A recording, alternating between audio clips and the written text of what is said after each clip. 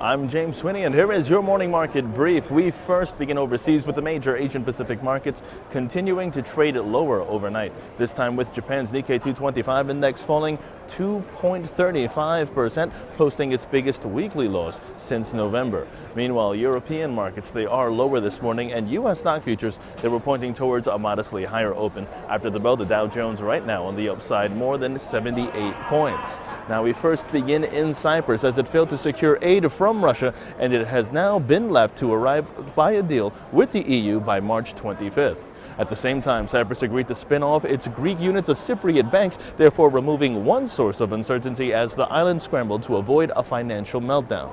Continuing in Europe, German business confidence that fell to a reading of 106.7 for the month of March, this from 107.4 the previous month. In corporate news, Nike reported adjusted earnings of 73 cents per share, this on revenue of $6.19 billion. That was well above expectations.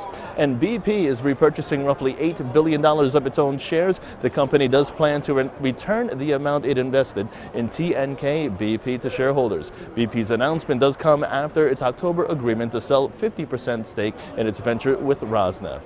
Meanwhile, BlackBerry's latest smartphone, the Z10, goes on sale in the United States today. The phone is now said to have about 100,000 apps, this up from 70,000 apps when the phone was first announced. And BlackBerry is also planning its biggest marketing campaign for the all-touch Z10 device. And lastly, today marks the deadline for bids to challenge CEO Michael Dell's offer to take the computer maker Dell private. And the group led by Silver Lake Partners are indeed looking to buy the company for roughly $24.4 billion, and Blackstone Group has reportedly been considering a higher bid.